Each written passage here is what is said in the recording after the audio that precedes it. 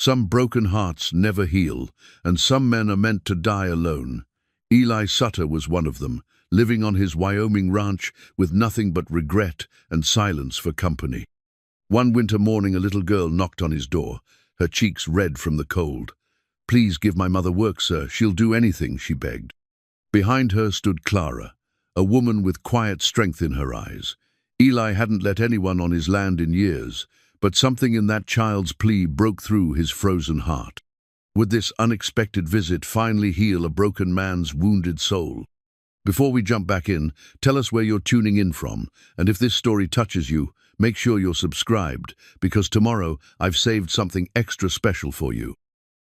The weathered ranch gate stood like a sentinel against the Wyoming wind, its iron bars bearing the carved initials ESMS that had once meant everything to Eli Sutter. Now they were just another reminder of what he'd lost, another reason to keep the world at arm's length. The gate creaked on its hinges as another gust swept across the valley, carrying with it the scent of snow and the promise of a harsh winter ahead. Eli pulled his worn coat tighter as he made his way back to the ranch house, his boots crunching through the frost-covered grass. At 52, he moved with the careful gait of a man who'd learned that every step carried the weight of memory. The sun was setting behind the distant peaks, painting the sky in shades of amber and rose that Martha used to love. She'd stand on the porch those evenings, her hand shading her eyes, as she watched for his return from the far pastures. But Martha had been gone 5 years now, and the porch stood empty. The ranch house itself bore the scars of neglect. Paint peeled from the shutters, and the front steps sagged under the weight of too many seasons without proper care. Inside, the rooms echoed with silence. Eli had closed off most of them after Martha's funeral, living now in just the kitchen, his bedroom, and the small study where he kept the books and papers that governed his solitary existence. His daily routine had become a ritual of survival. Wake before dawn, check the cattle, mend what needed mending, eat meals that tasted like cardboard, and fall asleep to the sound of wind through the eaves. He spoke to no one, save the occasional supply run to town, where folks nodded politely and asked no questions about the hermit rancher who'd lost his way. The townspeople remembered a different Eli Sutter. Before Martha's death, he'd been known for his quick smile and generous heart. He'd helped neighbors through hard times, organized barn raisings, and never missed a community gathering. Martha had been the sunshine in his world, her laughter filling their home with warmth and joy. She'd tended a garden that was the envy of the county, cooked meals that brought neighbors running, and loved Eli with a fierce devotion that made him believe he was the luckiest man alive. Then came the cancer. It started smaller, persistent cough that wouldn't go away. By the time the doctor in Cheyenne gave them the diagnosis, it had already spread too far. Martha faced her illness with the same grace she'd brought to everything else, never complaining, always finding reasons to smile. She'd made Eli promise not to waste his life grieving, to find happiness again after she was gone. It was a promise he'd broken every day since. The ranch that had once been their shared dream now felt like a prison. Cattle grazed in pastures that needed better fencing. The barn roof leaked in 3 places.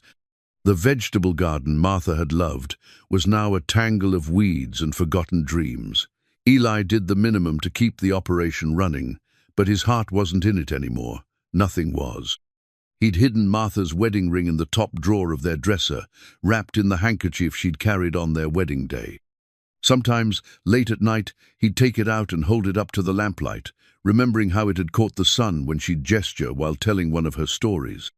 The ring was all he had left of their life together, and he guarded it like a sacred relic. The knock on his door that winter morning came as a surprise. Eli rarely had visitors, and never unannounced ones. He'd been sitting at his kitchen table, nursing a cup of coffee that had gone cold while he stared out at the grey sky, when the sound echoed through the house. 3 soft raps, hesitant but determined. When he opened the door, he found himself looking down at a little girl who couldn't have been more than 10 years old. Her dark hair was pulled back in a simple braid, and her brown eyes held a seriousness that seemed far too old for her young face. She wore a patched coat that had seen better days, and her small hands clutched a worn wool shawl around her shoulders. "Please give my mother work, sir," she said, her voice steady despite the cold that had turned her cheeks bright red. "She'll do anything." Behind her stood a woman who appeared to be in her early 30s, though the hardships of life had etched lines around her eyes that spoke of struggles beyond her years. Claritho Eli didn't know her name, yet stood with her chin raised and her shoulders square, dignity intact despite the desperation that had brought her to his door.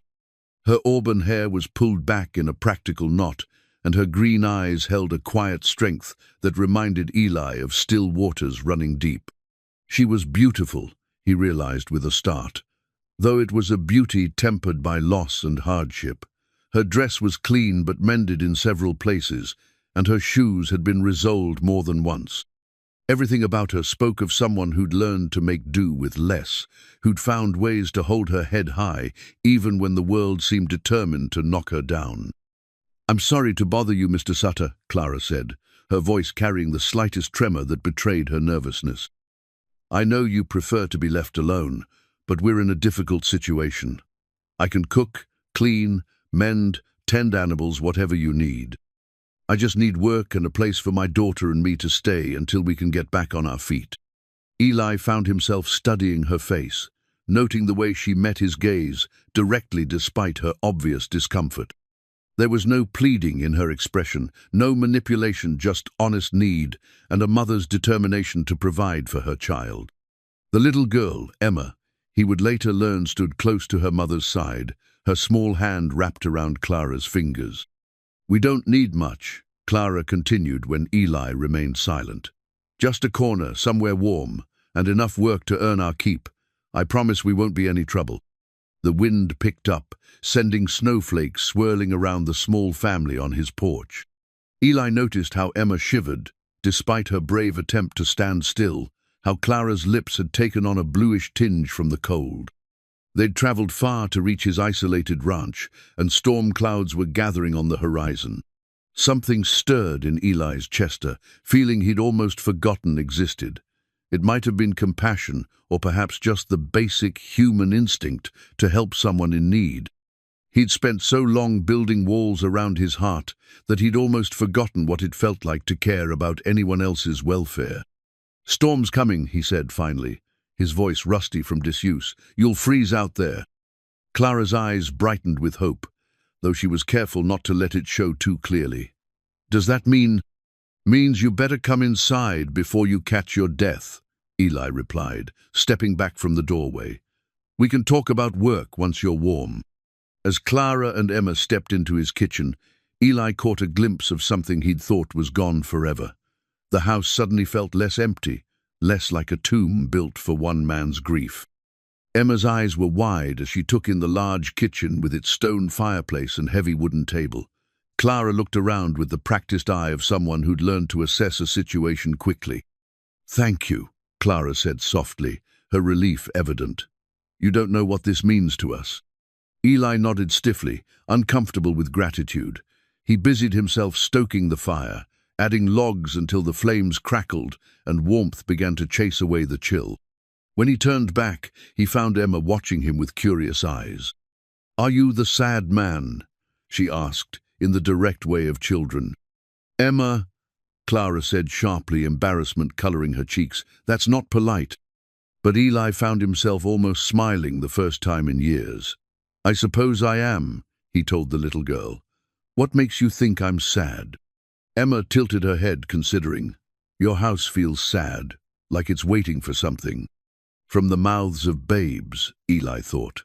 The child had seen in minutes what he'd been trying to ignore for years. His house was waiting for life to return, waiting for laughter to fill the empty rooms, waiting for someone to care enough to make it a home again. "Well," he said gruffly, "maybe it's time it stopped waiting." As Clara began to remove her shawl and Emma warmed her hands by the fire, Eli realized that his carefully constructed solitude was about to change. These two strangers, this woman with strength in her eyes and her daughter with wisdom beyond her yearshad, walked into his life at exactly the moment when he'd forgotten how to hope. The weathered ranch gate outside bore the initials of his past. Perhaps it was time to consider what the future might hold. The broken fence post stood like a crooked tooth against the morning sky, its splintered wood a testament to years of neglect. Clara had noticed it the moment she'd stepped outside to survey the ranch, her practical eye cataloguing the repairs that needed attention. It leaned at a dangerous angle, the wire sagging where cattle had pushed against it, creating a gap that could spell trouble when spring brought the urge to wander. Eli had been reluctant to let them stay even one night. He'd stood in his kitchen, arms crossed, jaw set in the stubborn line that Clara was already learning to recognize. The storm outside had been his excusino. Decent person would send a woman and child out into a blizzard, but she'd seen something else in his eyes. A flicker of longing, quickly shuttered, like a man afraid to want what he couldn't have. "Just until the weather clears," he'd said, his voice gruff with the weight of a decision that clearly pained him. "There's a spare room upstairs. It's not much, but it's warm and dry." The spare room had once been a nursery. Clara realized the moment she'd stepped inside. Faded yellow paint covered the walls, and though the crib and rocking chair were long gone, she could see the pale rectangles on the wallpaper where pictures had once hung. The loss this man had endured went deeper than a wife's death. They'd lost their dreams of children, too. Emma had fallen asleep quickly, exhausted by their long journey and warmed by the first real meal they'd had in days. Eli had heated canned stew and served it with thick slices of bread, saying little but watching carefully to ensure they ate their fill. Clara had wanted to offer help with the dishes, but he'd waved her away with an awkward gesture that spoke of a man unaccustomed to sharing his space. She'd lain awake that night, listening to the wind howl around the old house and thinking about the twists of fate that had brought them here. Just 6 months ago, she'd been living in the mining town of Silver Creek with her husband Daniel and Emma, scraping by on a miner's wages, but content with their small life. Then came the cave-in that took Daniel and 3 other men, leaving their families to face an uncertain future with nothing but company sympathy and empty promises. The mining company had provided a small sum enough for a proper burial and a few months of modest living, but it wouldn't last forever. Clara had tried to find work in Silver Creek, but jobs for women were scarce, and those that existed paid barely enough to survive. When word came of possible domestic work in the ranching country, she'd packed their few belongings and started walking, following rumors and hope in equal measure. She'd heard about Eli Sutter from the store clerk in The Last Toner Man, who'd once been friendly and community-minded, but had turned into a hermit after his wife's death. "Might need help," the clerk had said with a shrug. "Though he's not much for company these days. Lost his Martha to the consumption 5 years back. And he ain't been the same since." Now, watching the morning light reveal the scope of the ranch's neglect, Clara understood why someone might think Eli needed help. The fence posts leaned at various angles, the barn doors hung crooked on their hinges, and weeds choked what had once been a thriving vegetable garden. This wasn't just a property in decline, it was a man's grief made manifest in rotting wood and tangled wire. Emma had woken early, her excitement at their new surroundings overriding her usual sleepiness. She'd peppered Clara with questions about the ranch, the animals, and most persistently about the sad man who'd given them shelter. "Why doesn't he smile, Mama?" Emma had asked while Clara braided her hair. "Even when he was being nice, he looked like it hurt him." "Some people carry hurts that are hard to heal, sweetheart," Clara had replied, thinking of her own grief for Daniel. "Mr. Sutter lost someone very important to him. Sometimes that makes it hard to remember how to be happy." "Maybe we can help him remember," Emma had said with the confident optimism of childhood. Now, as Clara examined the broken fence post, she wondered if her daughter might be right. Helping seemed to be in her nature. Daniel had always teased her about her inability to see a problem without wanting to fix it. The fence post was definitely a problem, and she had the skills to address it. She'd grown up on a farm before marrying Daniel, and her father had taught her that good fences made for good ranching. The post could be straightened and reinforced with some work, the wire tightened and secured. It was the kind of job that required patience and attention to detail qualities she had in abundance. Eli emerged from the barn as she was examining the damaged fence, his expression wary as he noticed her focus on the repair needs. He'd clearly been avoiding the house since breakfast, giving them space but also maintaining his distance. His dark hair was disheveled from whatever work he'd been doing, and sawdust clung to his flannel shirt. "It's not as bad as it looks," he said defensively, though they both knew that wasn't true. "I didn't say it was," Clara replied mildly, running her hand along the splintered wood. "But this post is going to fail completely if it's not reinforced soon. When it does, you'll lose cattle through this gap." Eli's jaw tightened. "I manage fine on my own." "I'm sure you do," Clara said, her tone carefully neutral. "I was just thinking while we're here, I could help with some of the smaller repairs. It would be a way to earn our keep. I told you just until the storm passes." Clara looked up at the clear blue sky, where not a cloud was visible. "Storm seems to have passed already." Eli followed her gaze, his expression darkening as he realized his excuse had evaporated with the morning frost. "I suppose it has." The silence stretched between them, filled with the weight of decision. Clara could see the war playing out in his eyes, the desire for solitude battling against a loneliness so deep it had become a physical ache. She understood that battle intimately. After Daniel's death, she'd wanted nothing more than to retreat from the world, to wrap herself in grief and shut out anything that might disturb the careful numbness she'd built around her heart. But Emma had needed her, and necessity had forced her back into the world of the living. "Mr. Sutter," she said quietly, "I know you don't want us here. I can see that this is hard for you having strangers in your home, disrupting your routine. But we need work, and you need help, whether you want to admit it or not." "I don't need."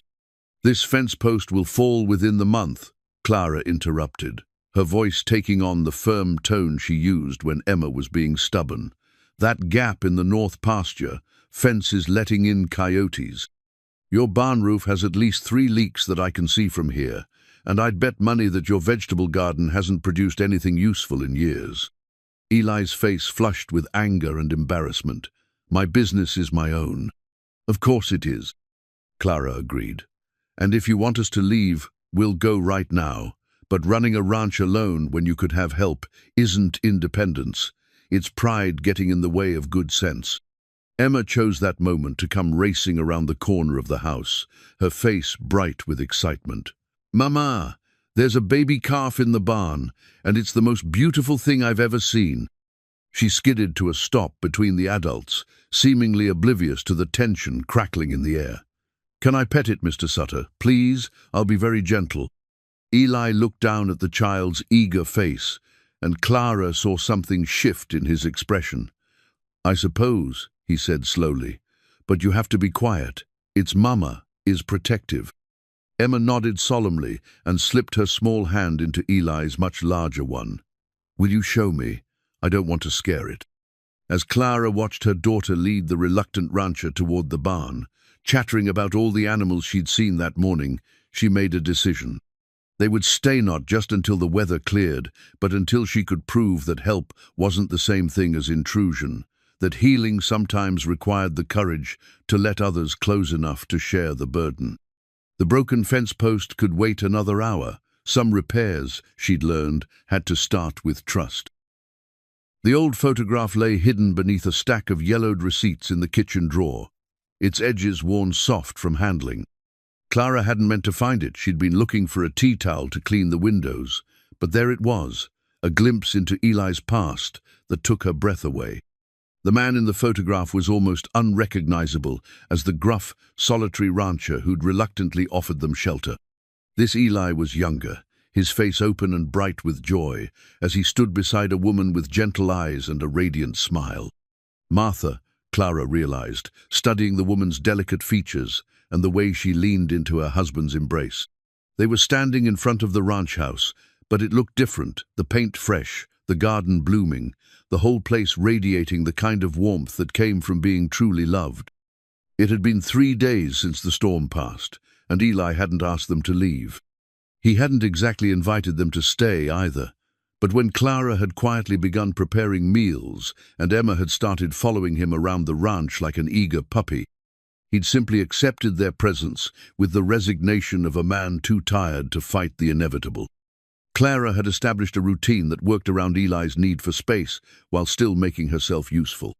She rose early to start coffee and breakfast, allowing him the solitude of dawn that seemed so important to him. During the day, she tackled the smaller repairs and cleaning tasks that had been neglected, always careful to ask permission before touching anything that might hold special meaning. Emma helped where she could, her natural curiosity and cheerful chatter gradually wearing down Eli's defenses. The photograph felt different, though more personal than the broken fence posts and dusty windowsills. Clara started to slide it back into the drawer, but something made her hesitate. Perhaps it was the way Eli had looked when Emma asked about his wife that first morning, the flash of pain so raw it made Clara's chest ache. Or maybe it was her growing understanding that grief, left unspoken, became a poison that spread through every corner of life. That was taken the summer we finished building the house. Eli's voice came from behind her, quiet and carefully controlled. Clara turned, the photograph still in her hands, her face flushing with embarrassment. "I'm sorry, I was looking for a tea towel, and I didn't mean to pry." "Martha insisted we have it taken," Eli continued, as if she hadn't spoken. He stepped closer, his eyes fixed on the image. "Said we needed to mark the moment when our dreams became real. She was always doing things like that, making ordinary days feel special." Clara studied his face, noting the way his expression had softened. This was the first time he'd mentioned his wife by name, the first crack in the wall he'd built around his memories. "She was beautiful," Clara said gently, meaning it. "She was everything," Eli replied, then seemed to catch himself. His jaw tightened, and the familiar guardedness returned to his eyes. "That was a long time ago." Clara set the photograph carefully on the counter between them. "Not so long that you've forgotten how happy you were." Eli stared at the image for a long moment, his hands clenched at his sides. "Happiness doesn't last. Better not to count on it." "Maybe," Clara said, thinking of her own marriage to Daniel, brief but filled with joy. "But that doesn't mean it wasn't real when you had it.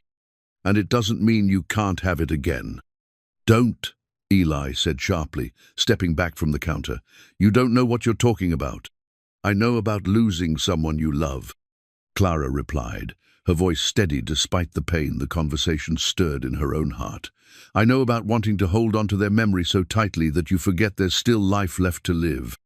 Eli's eyes met hers, and for a moment Clara saw the depth of his loneliness, not just the absence of Martha, but the absence of any hope that things could ever be different. It was a look she recognized, because she'd seen it in her own mirror during the darkest days after Daniel's death. "Daniel, me husband, he used to say that love doesn't die with the person," Clara continued softly. "It just changes form, becomes something you carry with you instead of something you share." "Pretty words," Eli said bitterly, "but they don't make the nights any less empty." Before Clara could respond, Emma's voice called from outside, high and excited. "Mama, Mr. Sutter, come quick." They found Emma by the small pond behind the barn, pointing at something in the water with barely contained glee. A family of ducks had taken up residence, the mother leading her ducklings in a neat line across the surface, while the father kept watch from the reedy edge.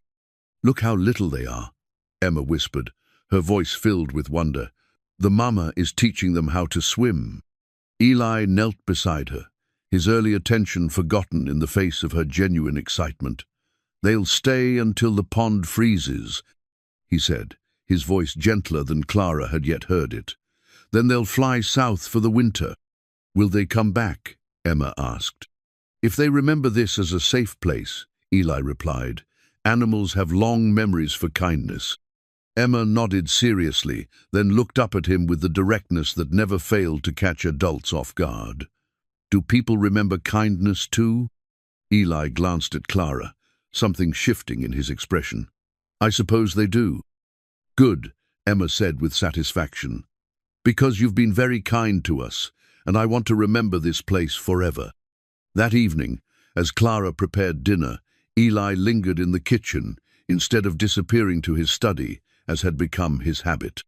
He sat at the table, ostensibly reading a livestock journal, but Clara noticed his attention kept drifting to Emma, who was drawing pictures at the other end of the table. "What are you making there?" he asked when Emma held up her paper with pride. "It's the ranch," Emma explained, pointing to various colored shapes. "That's the house, and that's the barn, and those are the ducks. And that's you," she added, indicating a tall figure standing by the fence. "I made you smiling because I think you should smile more."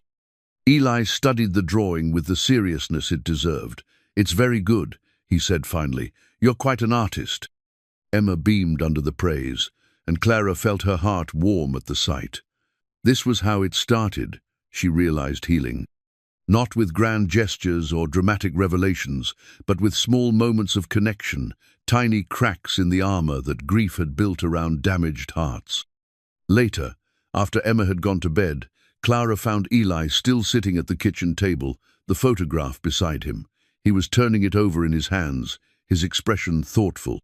"She would have liked Emma," he said without looking up. "Martha always wanted children. We tried for years, but it never happened. She used to say maybe we were meant to love other people's children instead." Clara felt tears prick her eyes at the quiet sadness in his voice. "She sounds like she was a wise woman." "She was," Eli agreed. He looked up at Clara then, his eyes holding a vulnerability she hadn't seen before. "She wouldn't have wanted me to live like this, closed off, angry at the world. She'd have been disappointed in what I became." "You're not the same man you were then," Clara said carefully. "But that doesn't mean you can't become someone she'd be proud of again." Eli nodded slowly, as if testing the weight of the idea. For the first time since Clara had met him, his shoulders didn't carry the rigid tension of a man braced against the world. "Maybe it's time I tried," he said quietly. Emma's handmade doll sat propped against the kitchen windowsill, its button eyes catching the morning light. She'd crafted it from scraps of fabric Clara had found in an old sewing basket, stuffing it with cotton batting and giving it yarn hair the same golden color as her own. The doll's simple dress was sewn with careful, uneven stitches that spoke of a child's determined effort to create something beautiful from whatever materials were at hand. Spring had arrived with a whispered promise, painting the Wyoming landscape in tentative shades of green. The harsh bite of winter was fading, replaced by longer days, and the kind of warmth that made a person believe in new beginnings. Clara noticed the change first in the way Emma no longer hunched her shoulders against the cold, and then in how Eli seemed to stand a little straighter when he surveyed his land. It had been 2 weeks since their conversation about Martha, and something fundamental had shifted in the dynamics of the ranch. Eli still maintained his careful distance, but it was the measured space of someone learning to trust, rather than the defensive barrier of a man afraid to feel. He'd begun joining them for meals without being asked, and sometimes Clara would catch him watching Emma with an expression that bordered on fond. The improvements to the ranch were becoming visible. Clara had repaired the broken fence post, her practical knowledge serving her well as she dug out the rotted wood and set a new post deep in the ground. The wire was taut now, no longer sagging with years of neglect. She'd also tackled the leaking barn roof, climbing up with a bucket of tar and patching the worst spots until the next heavy rain would no longer send water cascading onto the hay below. But it was the smaller changes that seemed to affect Eli most deeply. The windows gleamed with fresh cleaning, allowing sunlight to flood rooms that had been dim for years. The kitchen smelled of bread and coffee instead of the stale emptiness of a house where meals were eaten out of necessity rather than pleasure. Most significantly, the sound of Emma's laughter echoed through the rooms, chasing away the oppressive silence that had settled over the house like dust. "Mr. Eli," Emma had taken to calling him, dropping the formal Sutter as their relationship warmed. She followed him around the ranch with the devotion of a faithful shadow, peppering him with questions about everything from cattle breeding to the proper way to muck out stalls. Eli answered with increasing patience, his explanations taking on the tone of a man who'd forgotten how much he enjoyed sharing his knowledge. This morning, Emma had cornered him by the chicken coop, her doll tucked securely under one arm. "Mr. Eli, will you teach me to milk the cow?" she asked, her eyes bright with anticipation. "Mama said I should ask you because you know the proper way." Eli glanced toward Clara, who was hanging laundry on the line she'd strung between two posts. The sight of sheets and towels fluttering in the breeze had transformed the utilitarian space behind the house into something that looked remarkably like a home. "Milking's not child's play," Eli said, but his tone lacked its former gruffness. "Cows can be unpredictable." "I'll be very careful," Emma promised solemnly, "and Dolly can watch from a safe distance." She held up her handmade toy. "I named her Dolly because she looks like she could be anyone's friend."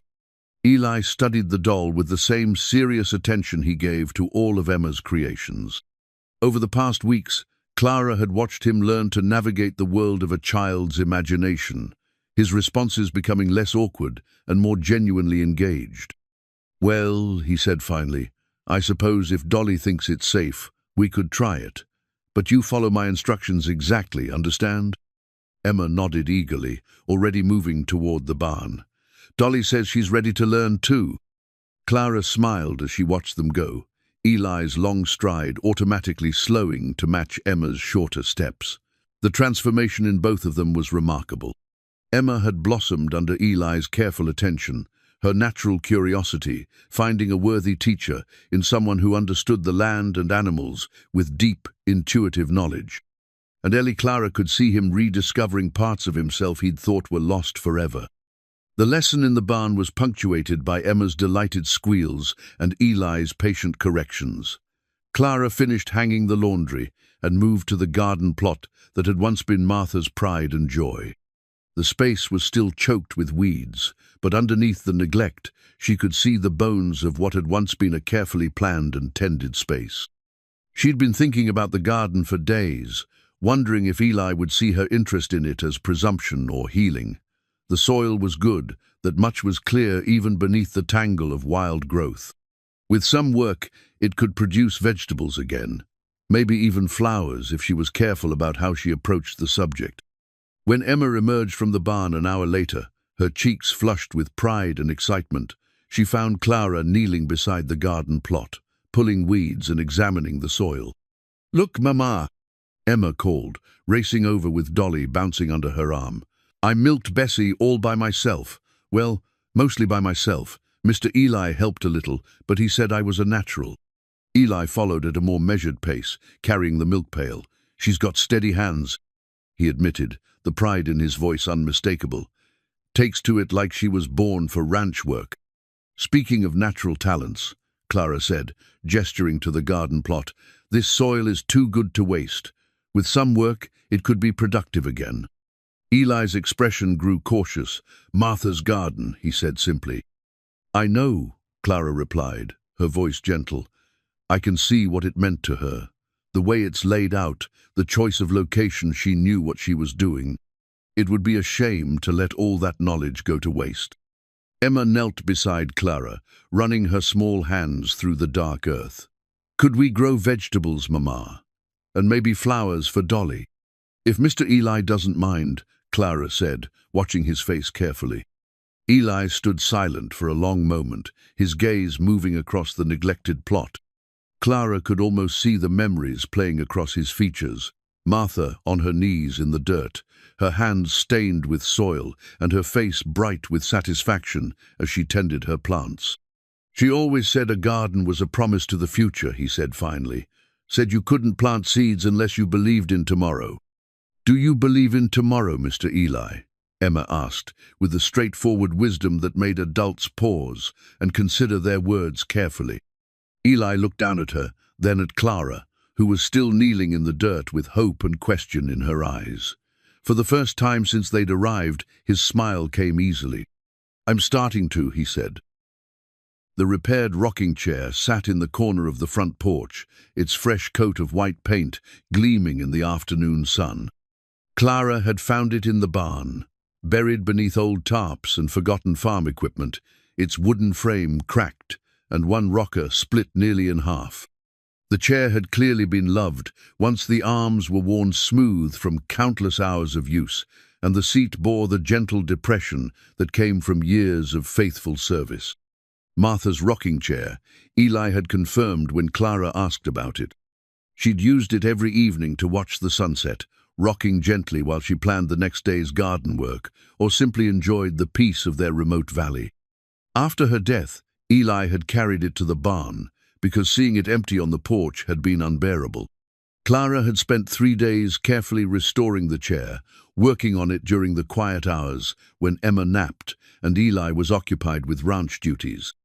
She'd glued the split rocker back together, reinforcing it with hidden brackets, and sanded away years of weather damage before applying the fresh paint. It was delicate work that required patience, but Clara found the careful attention to detail soothing, almost meditative. When she'd rolled it back onto the porch that morning, Eli had stopped dead in his tracks, his face cycling through surprise, pain, and something that might have been gratitude. "You didn't have to do that," he'd said, his voice rough with emotion. "I wanted to," Clara had replied simply. "It's too beautiful to hide away in the barn, and I thought—" She'd hesitated, choosing her words carefully. "I thought maybe it was time for it to serve its purpose again." Now, as the day wound toward evening, Clara found herself drawn to the chair, despite her nervousness about Eli's reaction. She'd been working in the garden most of the afternoon, her hands dark with soil and her back aching from hours spent bent over seedlings. The chair beckoned with the promise of rest and the spectacular view it commanded of the valley. She'd just settled into the gentle rhythm of rocking when Emma burst through the front door, her face bright with excitement. "Mama, I've finished my letters," Emma announced, waving a piece of paper covered in careful script. "Mr. Eli said I could practice writing animal names, and I did all of them: cow, horse, chicken, duck, cat, and even Bessie." Clara smiled, accepting the paper and examining Emma's work. Her daughter's handwriting was improving steadily under Eli's patient instruction. He'd taken over Emma's lessons naturally, seeming to enjoy the role of teacher as much as Emma enjoyed being his student. "These are wonderful, sweetheart," Clara said, genuine pride warming her voice. "Your letters are getting so much straighter." "Mr. Eli says practice makes perfect," Emma said, then looked around with sudden interest. "Is that Martha's chair? It looks brand new." Before Clara could answer, Eli appeared around the corner of the house, drawn by the sound of their voices. His steps slowed when he saw Clara in the rocking chair, and for a moment an expression of such profound longing crossed his face that Clara's breath caught in her throat. "It's beautiful, Mr. Eli," Emma continued, oblivious to the undercurrents swirling around the adults. "Mama fixed it all up like new. Now you can sit and watch the sunset like Martha used to." "Emma," Clara said gently, sensing the need to give Eli space to process his emotions. But Eli surprised her by climbing the porch steps slowly, his eyes never leaving the chair. "She spent every evening in that chair," he said quietly. "Said it was her thinking spot. She'd plan her garden, worry about the cattle, make lists of things that needed doing around the ranch." "It must hold a lot of memories," Clara said, starting to rise. "I can find somewhere else to sit." "No," Eli said quickly, his hand moving as if to stop her from getting up. "Don't. It's good to see it being used again. Martha would have liked that." Emma had climbed onto the porch railing, balancing carefully as she watched the interaction between the adults. "Maybe now it can make new memories," she said with the matter-of-fact wisdom that continued to astound Clara. Eli studied the child for a moment, then looked back at Clara, who was still gently rocking in the restored chair. Something had shifted in his expression. The guarded pain was still there, but underneath it was a growing acceptance, maybe even peace. "Papa Eli," Emma said suddenly, the words slipping out as naturally as breathing. The silence that followed was profound. Emma's eyes widened as she realized what she'd said, and she looked between Clara and Eli with a mixture of hope and fear. Clara felt her heart stop. The endearment had come from Emma's heart, not from any prompting or calculation. In the weeks they'd been at the ranch, Eli had filled a role in Emma's life that had been empty since Daniel's death, the steady male presence that provided safety, knowledge, and a different kind of love than her mother could offer. Eli stood frozen, his face cycling through emotions too complex to name. Clara saw the moment when his careful defenses crumbled completely, when the title Emma had given him hit him with the force of everything he'd lost and everything he might yet have. "Is that," Emma started, her voice small with sudden uncertainty, "is it okay if I call you that?" Eli knelt down so that he was at Emma's eye level, his hands trembling slightly as he reached out to steady her on the railing. When he spoke, his voice was thick with tears he was fighting not to shed. "It's more than okay," he said. "It's the finest thing anyone's called me in years." Emma's face broke into a radiant smile, and she launched herself into Eli's arms with the complete trust of a child who'd found her safe harbor. Eli caught her easily, holding her close as if she were precious beyond measure. Clara felt tears spring to her own eyes as she watched the embrace.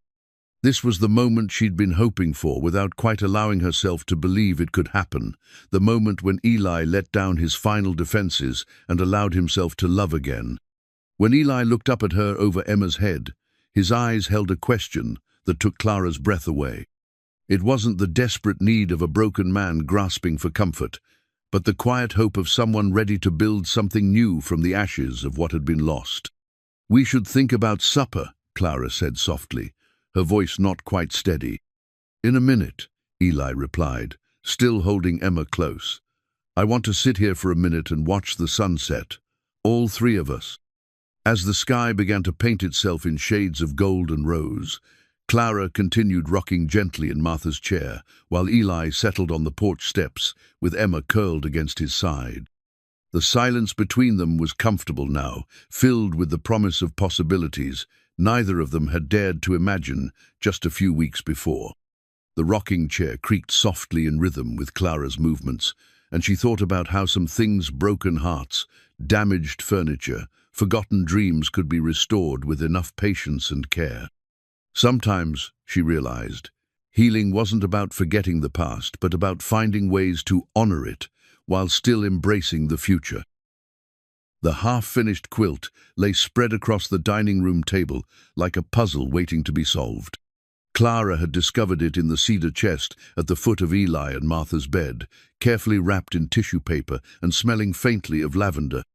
The pattern was intricate wedding ring design in soft blues and yellows that would have been stunning when completed. Martha had finished perhaps two-thirds of it before.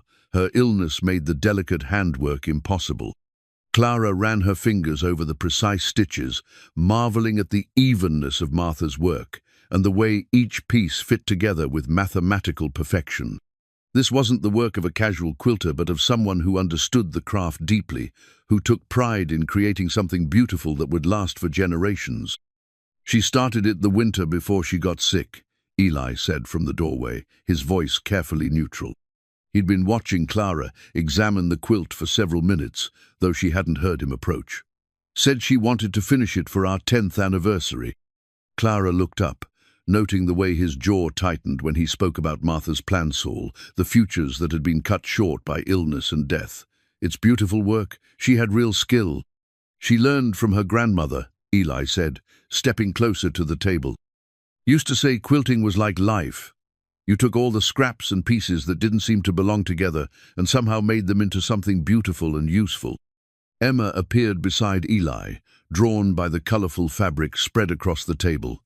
"It looks like a rainbow," she said with wonder, her small fingers tracing the pattern.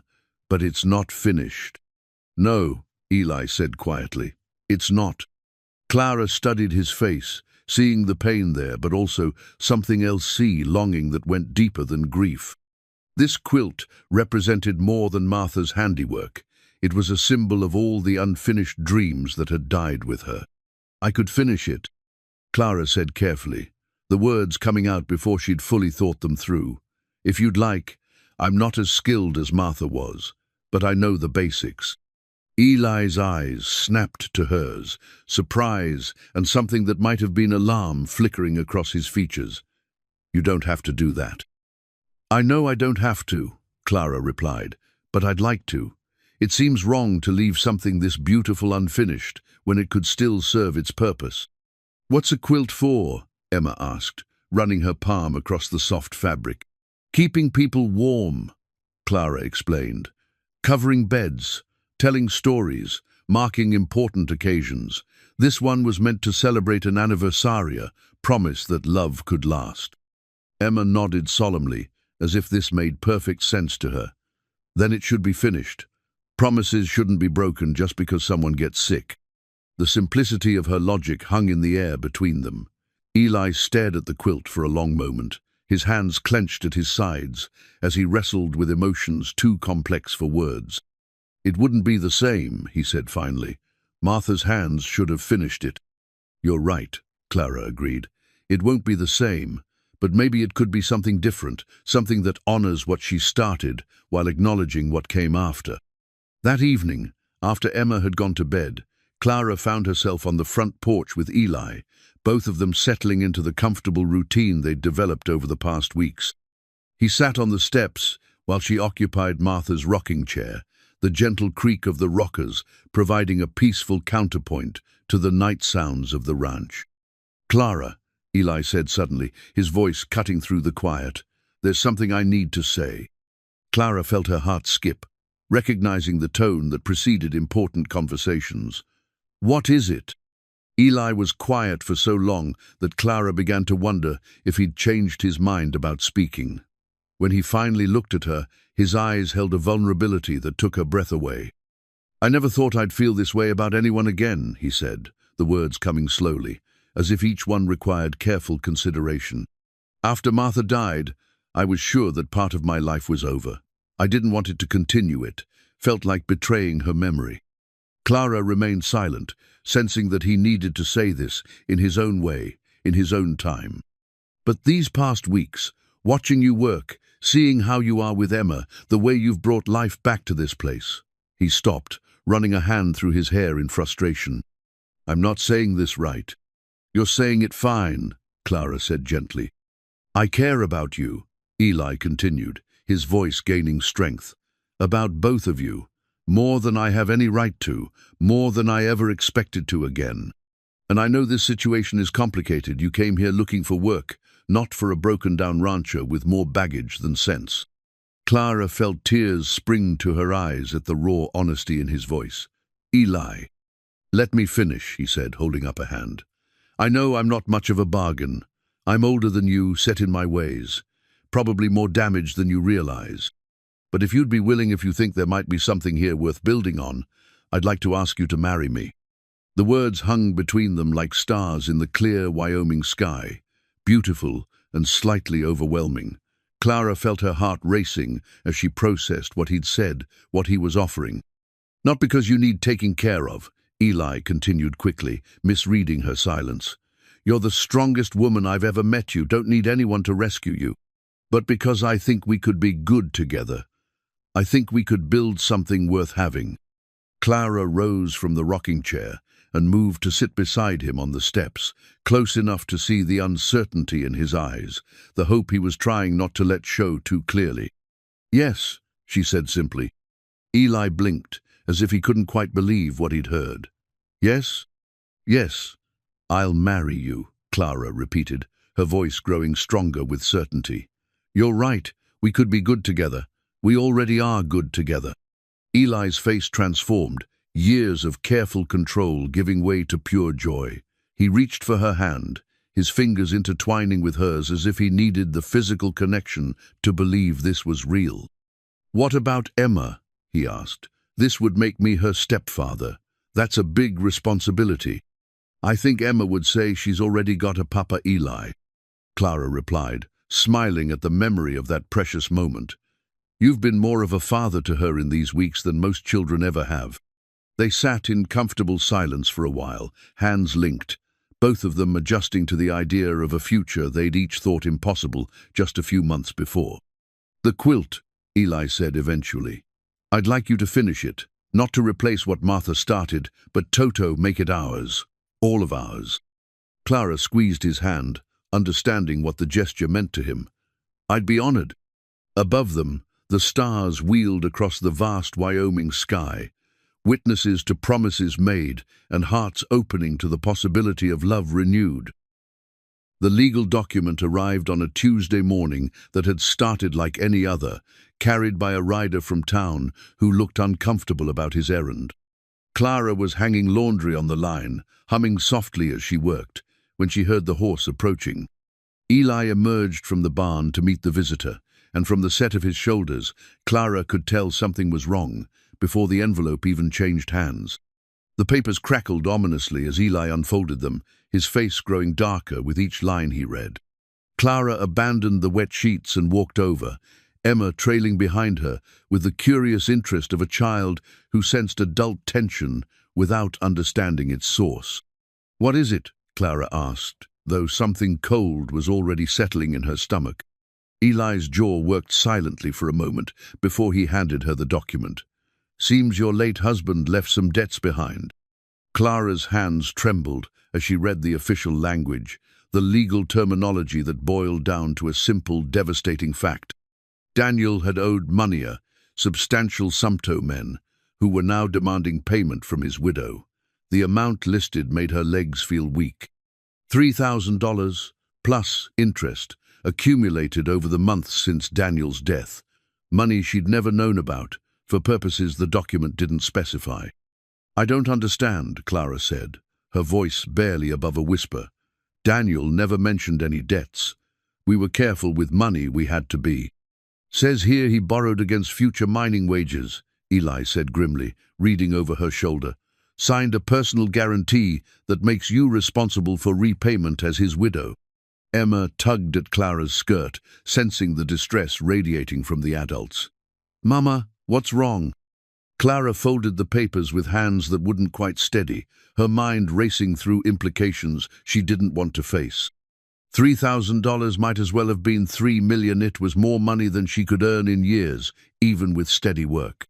"Nothing for you to worry about, sweetheart," Clara managed, though the lie tasted bitter on her tongue.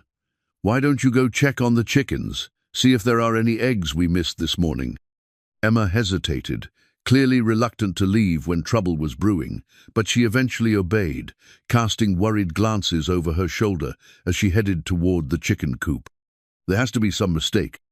Clara said once Emma was out of earshot. "Daniel wouldn't have borrowed money without telling me. He wasn't a gambling man, he barely spent money on necessities." Eli's expression was grim as he studied the document again.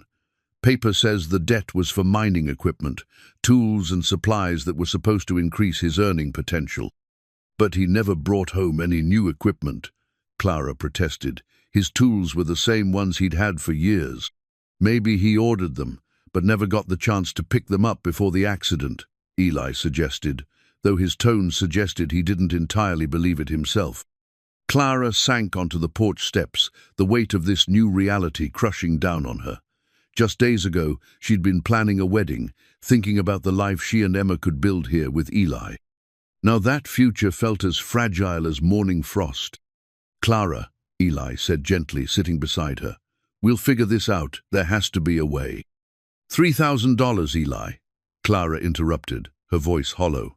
"That's more than most people see in a lifetime. How am I supposed to pay a debt like that?" "We'll pay it," Eli said firmly. "I can sell some of the south pasture, maybe take out a loan against the ranch." "No." Clara's voice was sharp with panic. "Absolutely not. I won't let you risk everything you've built for a debt that isn't even yours." "It is mine if we're going to be married," Eli replied, his tone brooking no argument. "Your problems become my problems. That's what marriage means." Clara felt tears burning behind her eyes. The generosity of his offer only made the situation more unbearable. She'd come to this ranch as a desperate woman seeking work, and somehow she'd found love and the promise of a new life. Now that same desperation threatened to destroy the man who'd offered her everything. "I can't let you do that," she said, standing abruptly and beginning to pace the length of the porch. This ranch is your livelihood, your legacy. What if something happened to the cattle or there was a bad year? You'd lose everything because of my husband's debts. Then we'd start over, Eli said simply, together. And Emma, what kind of future would she have if we lost the ranch? What kind of mother would I be if I let that happen? Eli rose and caught her hands, stopping her restless movement. The kind of mother who fights for her family. The kind who doesn't run when things get difficult. Clara pulled free, the enormity of the situation overwhelming her ability to think clearly. Maybe running is exactly what I should do. Take Emma and disappear before these debt collectors come looking. It would solve everyone's problems. It would solve nothing, Eli said, his voice growing harsh. You think I could just watch you and Emma disappear? You think I could go back to the way things were before you came here? You did it before. Clara shot back, immediately regretting the words when she saw him flinch, as if she'd struck him. That was different, Eli said quietly. I didn't have a choice then. I do now. The fight went out of Clara as quickly as it had come, leaving her feeling hollow and defeated. I'm sorry. I didn't mean that. I'm just scared, Eli. I thought the worst was behind us. It is, Eli said, his voice regaining its strength.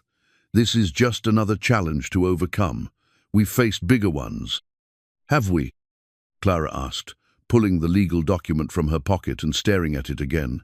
This isn't like fixing a fence or planning a garden. This is real money, legal obligations. If we can't pay, we'll find a way. Eli interrupted. I have some savings, and there are options selling cattle, maybe taking on some seasonal hands to increase income. It won't be easy, but it's not impossible. Clara wanted to believe him, but the numbers on the page seemed to mock any optimism. $3,000 was a fortune to people like them, the kind of money that could crush dreams and destroy futures. There's something else, she said reluctantly, dreading what she was about to reveal. The document mentions gambling debts. What if Daniel wasn't as honest as I thought? What if there are other debts out there, other people who might come looking for money I don't have? The possibility hung between them like a poison cloud. If Daniel had been gambling, if he'd been living a secret life that Clara knew nothing about, then this debt might be just the beginning.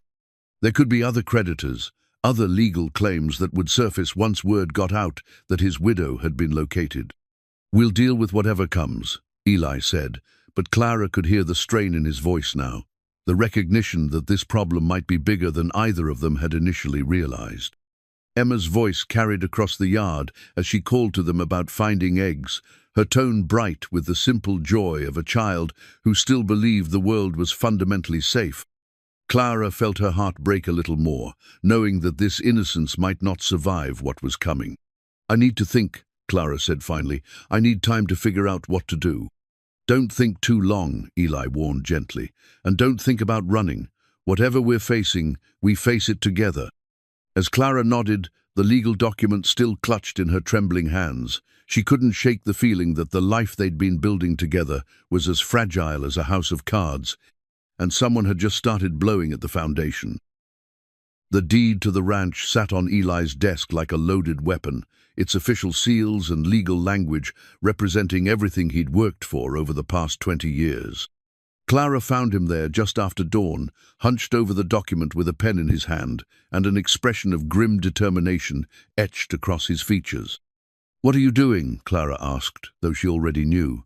The sick feeling in her stomach had been growing stronger since they'd received the debt notice 3 days ago. Making arrangements, Eli replied without looking up. The bank in town has agreed to a loan against the property. It won't cover the full debt, but combined with what I have in savings and the money from selling the south pasture, it should be enough. Clara felt the world tilt beneath her feet. They'd talked about this, argued about it, and she'd thought she'd convinced him that risking the ranch was unacceptable. Apparently, she'd been wrong. Eli, no, she said, moving to his side and placing her hand over his to stop him from signing. We agreed you wouldn't do this. You agreed, Eli corrected, his voice steady but tired. I never promised anything except that we'd face this together. This is how I face it. By throwing away everything you've built, this ranch is your life's work. "This ranch is just land and buildings," Eli interrupted, finally looking up at her.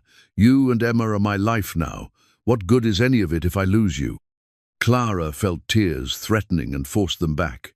She'd spent the past 3 days wrestling with impossible choices, lying awake at night trying to find solutions that didn't exist. The debt was real, the legal obligation binding, and the consequences for non-payment severe. But watching Eli prepare to sacrifice everything for her, and Emma, was unbearable. "There has to be another way," she said desperately. "If there is, I haven't found it," Eli replied. "And time's running out. The debt collectors will be here soon. The letter said they'd arrive within the week to collect payment or begin seizure proceedings." Emma's voice drifted from the kitchen, where she was helping with breakfast preparations, singing one of the songs Eli had taught her about ranch life. The sound of her happiness only made Clara's heart ache more. "She doesn't know," Clara said quietly. "Doesn't know what? That the adults in her life are willing to fight for her future?" Eli set down his pen and turned to face Clara fully. "That's not something a child should have to worry about. But if we lose the ranch, we'll build something else," Eli said firmly. "Somewhere else. I'm not afraid of starting over if it means keeping you and Emma safe." Clara stared at him, overwhelmed by the magnitude of his love and the terrible weight of responsibility it placed on her shoulders. Daniel's debts had followed her here like a curse, threatening to destroy not just her future, but the future of the man who'd offered her everything. "I've been thinking about Martha," she said suddenly. Eli's expression grew cautious. "What about her? About what she'd want for you? Do you think she'd want you to risk losing everything for someone you've known for only a few months?" Eli was quiet for a long moment, considering the question with the seriousness it deserved. When he spoke, his voice held absolute certainty. "Martha would want me to choose love over fear every time," he said. "She'd want me to fight for the people I care about, no matter what it cost. That's who she was, and it's who she'd expect me to be." Clara felt something break inside her chest knot, her heart, but the walls she'd built around it to protect herself from exactly this kind of pain. The love in Eli's voice was unmistakable, as was his determination to see this through regardless of the consequences. "What if I left?" she asked quietly. "Took Emma and disappeared before the debt collectors arrive. They can't seize property to pay debts if they can't find the debtor." Eli's face went hard. "Don't. It would solve everything." "It would solve nothing," Eli said, rising from his chair with sudden intensity.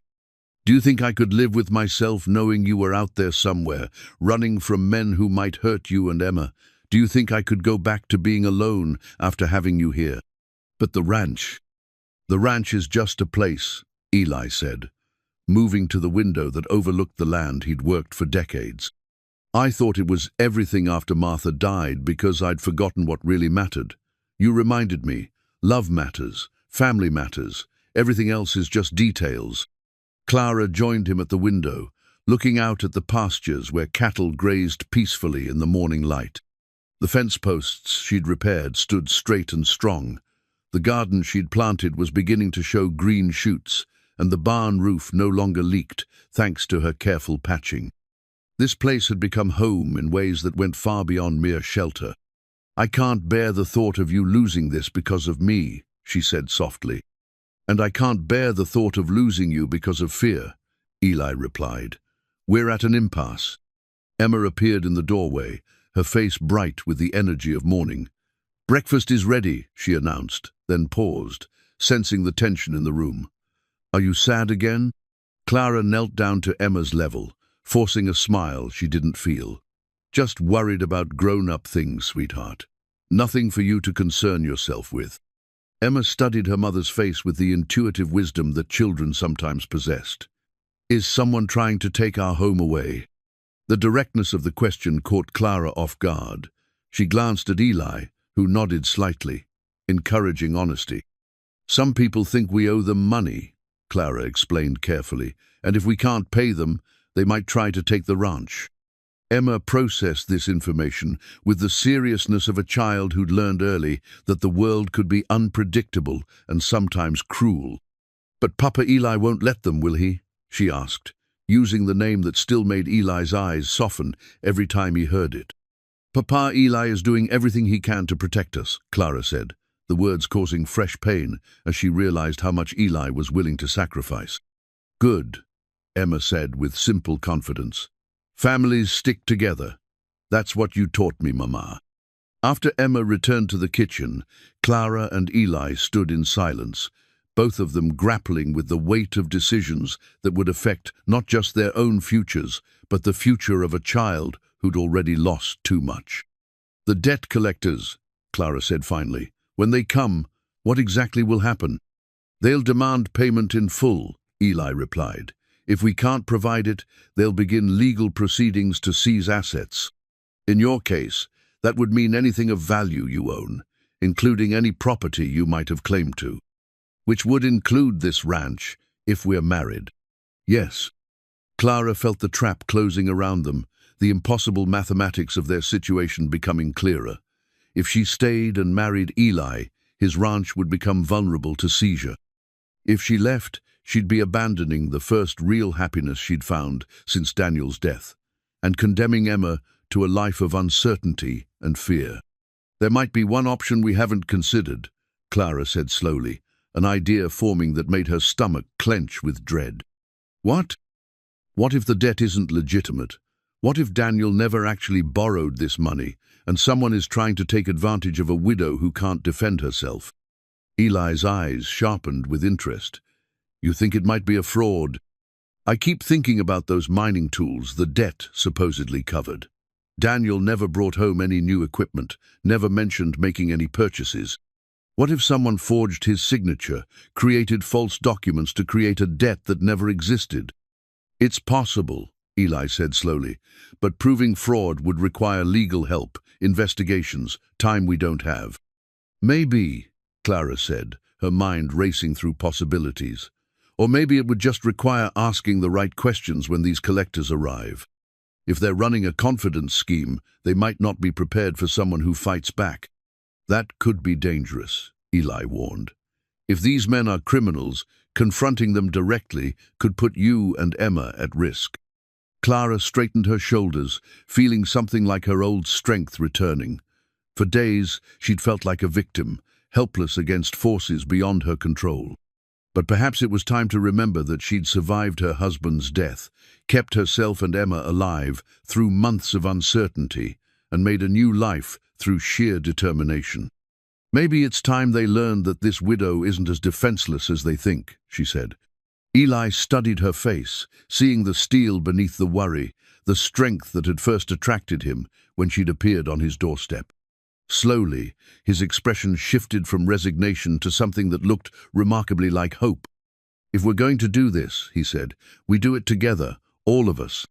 "All of us," Clara agreed, thinking of Emma's simple faith that families stick together. Perhaps it was time to find out just how strong their family could be when tested. The community pledge lay spread across the kitchen table like a battle plan, covered with signatures from neighbors Clara had never met, but who had somehow heard about their situation. Word traveled fast in ranching country, and apparently the story of Eli Sutter's transformation from hermit to family man had touched more hearts than Clara could have imagined.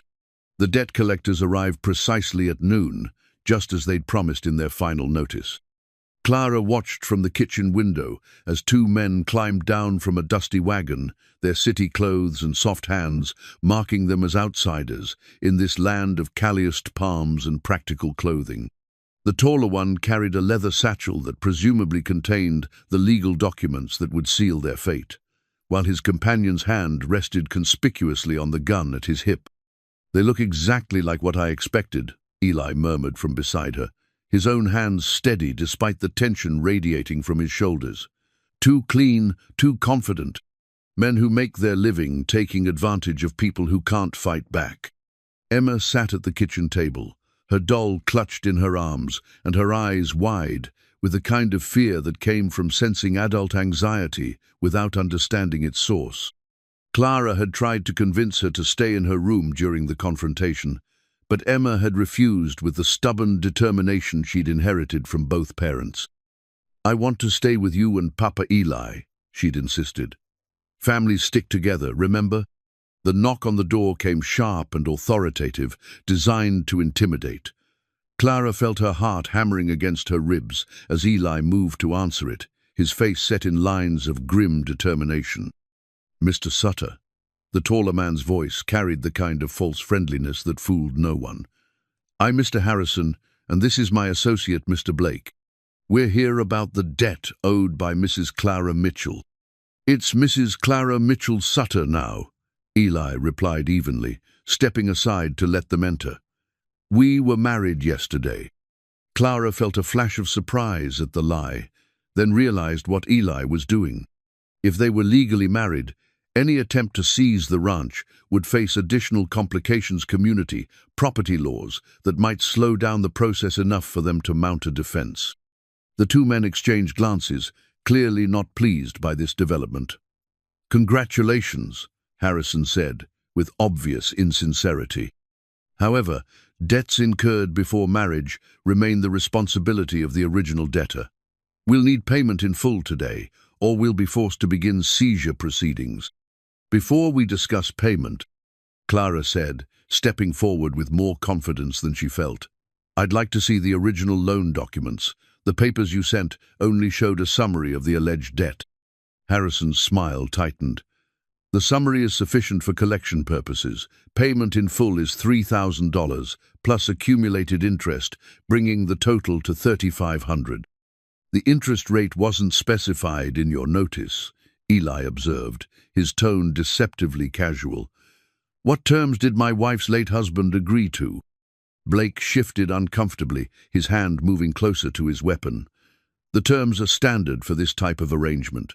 20% annually, compounded monthly." 20%?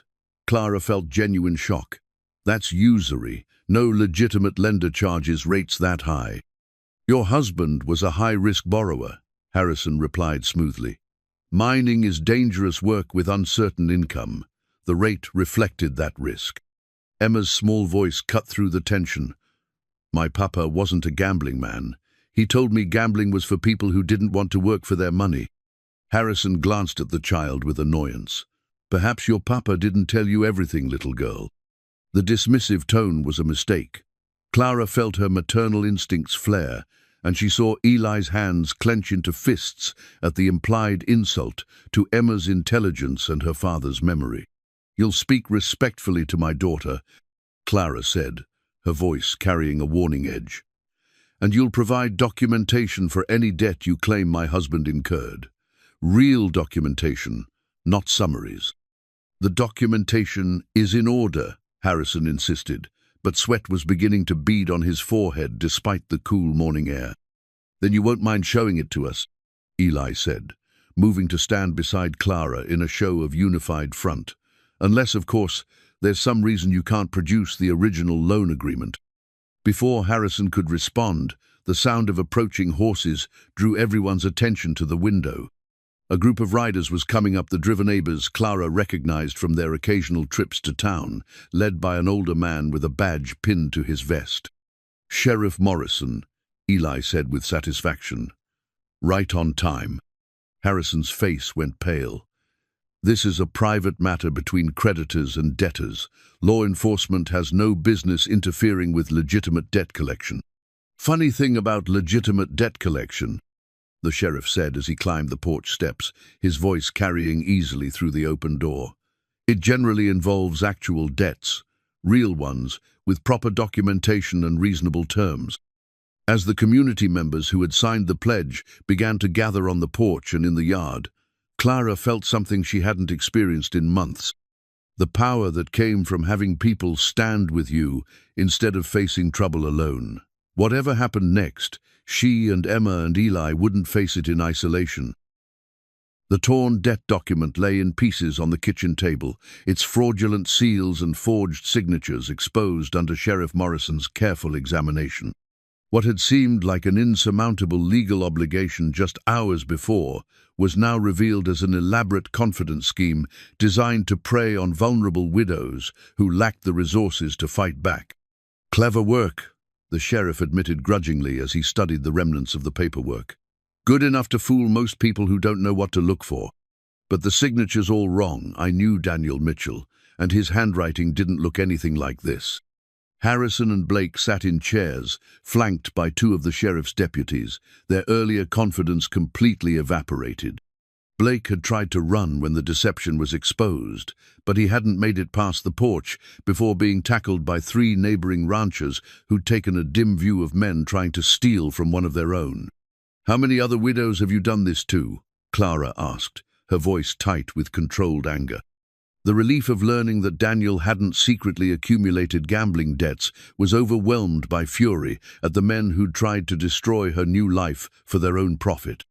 "We demand legal representation," Harrison said stiffly, refusing to meet her eyes. "You'll get it," Sheriff Morrison replied. "Right after you answer the lady's question, how many other families have you targeted with this scheme?"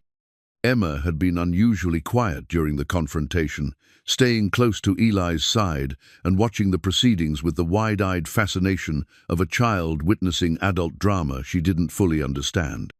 Now she tugged on Eli's sleeve, drawing his attention down to her level. "Are the bad men going to jail, Papa, Eli?" she whispered loud enough for everyone to hear. "Yes, sweetheart," Eli replied, his voice warm with affection and relief. "They're going to jail for a very long time." "Good," Emma said with satisfaction. "People shouldn't lie about money. That's stealing." Clara felt tears spring to her eyes at her daughter's simple moral clarity. Emma was right. What these men had attempted was theft, pure and simple. They'd tried to steal not just money but the future. Clara and Emma were building with Eli. "The county prosecutor will want to interview you both," Sheriff Morrison told Clara and Eli. "This kind of fraud is a serious crime, and your testimony will be crucial for the prosecution." "Whatever you need," Clara replied. "If this prevents them from hurting other families, I'll testify gladly."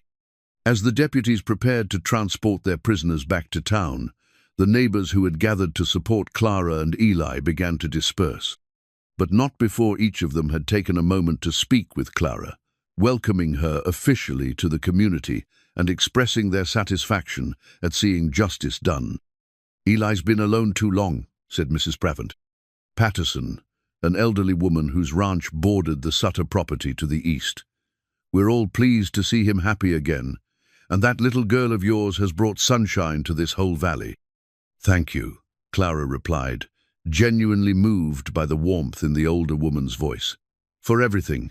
I don't know what would have happened if you all hadn't come when you did." "That's what neighbors do," Mrs. Patterson said simply. "We look out for each other." After the last of the visitors had departed, Clara found herself alone on the porch with Eli and Emma, the three of them settling into the comfortable positions that had become their evening routine. The crisis that had threatened to tear their new family apart was over, but Clara was still processing the emotional whiplash of the day's events. "I can't believe it's over," she said, leaning back in Martha's rocking chair with a sigh of exhaustion. "This morning I thought we were going to lose everything." "We never would have lost everything," Eli replied from his spot on the porch steps. "We might have lost the ranch, but we wouldn't have lost each other." Emma, who was sitting beside Eli with her doll in her lap, looked up at the adults with the seriousness that made her seem older than her years. "Mama, are you going to marry Papa Eli for real now?" she asked. "Not just pretend married to trick the bad men." Clara felt her cheeks warm with embarrassment. "You knew that was pretend." "You weren't wearing a wedding dress," Emma pointed out with irrefutable logic. "And Papa Eli didn't have a ring.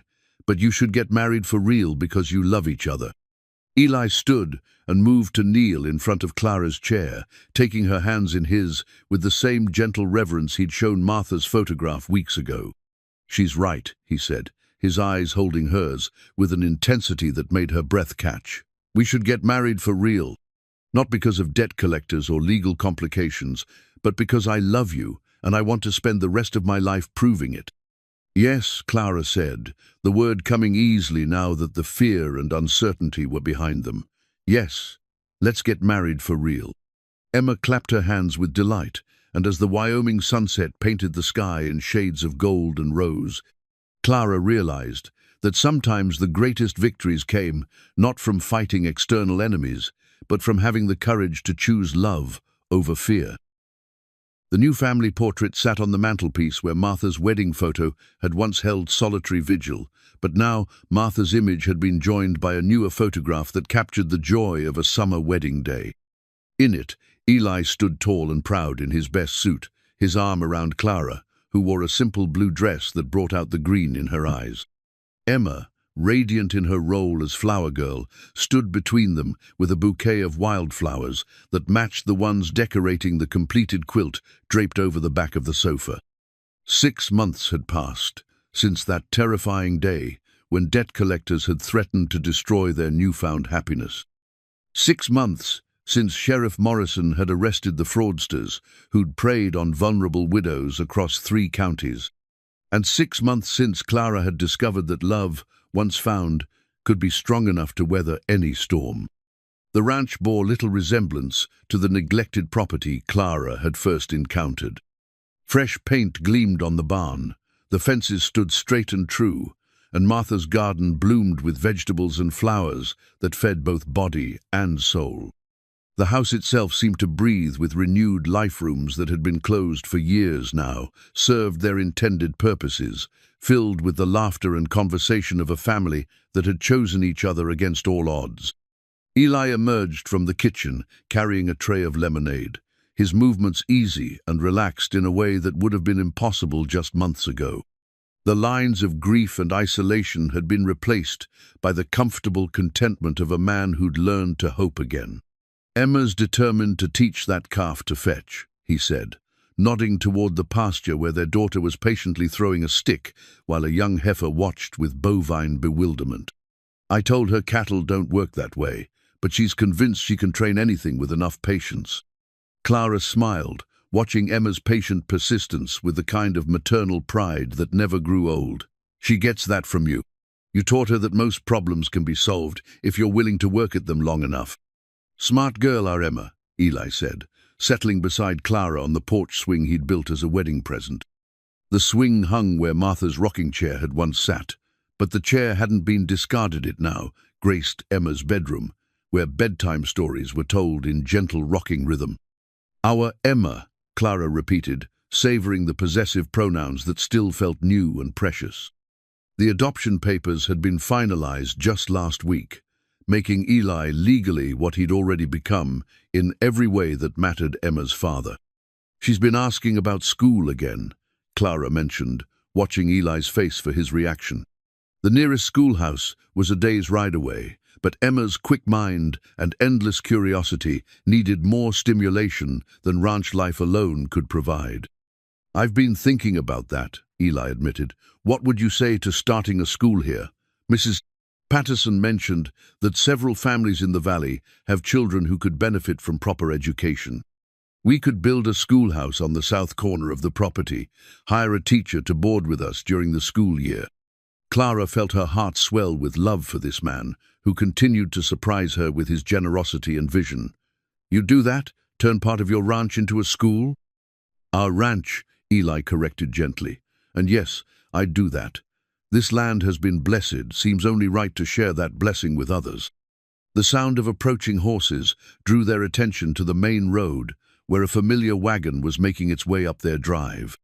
Sheriff Morrison climbed down from the driver's seat, his expression carrying news that Clara hoped would be as good as it appeared to be. "Afternoon, folks," he called, tipping his hat as he approached the porch. "Thought you'd want to know the judge sentenced Harrison and Blake this morning. 20 years each for fraud, conspiracy, and attempted theft. They won't be troubling any more widows for a very long time." Clara felt a weight she hadn't realized she was still carrying finally lift from her shoulders. "And the other victims?" 7 families total," the sheriff replied. "The court ordered full restitution from the assets Harrison and Blake had accumulated. Turns out they'd been quite successful at this scheme until they picked the wrong widow to target." Emma came running from the pasture, her face bright with the kind of joy that could only come from a child who'd never doubted that right would triumph over wrong. "Sheriff Morrison," she called, launching herself into his arms with the familiarity of someone who'd become a beloved figure in their community. "Did you see? I'm teaching Buttercup to fetch." "I saw," the sheriff replied gravely, setting Emma down with a smile. though I think Buttercup might be teaching you about the stubborn nature of cattle instead." As the afternoon wore toward evening, Clara found herself surrounded by the evidence of a life rebuilt from the ashes of loss. The completed quilt Martha's pattern, finished with Clara's careful stitches, represented more than just bedding. It was a symbol of how the past and present could be woven together into something beautiful and lasting. Emma's drawings covered the refrigerator, showcasing her artistic progress and her deep love for ranch life. Eli's laughter echoed from the barn, where he was teaching her the finer points of animal husbandry. And through it all, the spirit of Martha seemed to approve, her memory honored, but no longer a barrier to new love and new dreams. When night fell, and Emma had been tucked into bed with stories and kisses, Clara and Eli sat together on their porch swing, watching the stars emerge in the clear Wyoming sky. The gate at the end of their drive now bore 3 sets of initials E.S., C.S., and E.S., a testament to the family that had grown from loneliness and loss. "Do you ever regret it?" Clara asked quietly, "letting us into your carefully ordered solitude?" Eli was quiet for a moment, considering the question with the seriousness it deserved. When he spoke, his voice held the certainty of a man who'd found his true purpose. "The only thing I regret," he said, "is how long it took me to remember that the greatest gifts often come disguised as the most unexpected challenges. You and Emma didn't just change my life, you saved it." As Clara leaned against his shoulder, listening to the peaceful sounds of their ranch settling into sleep, she reflected on the truth that some hearts, however broken, could be made whole again by the simple act of choosing love over fear, hope over despair, and family over solitude. The lonely cowboy was lonely no more.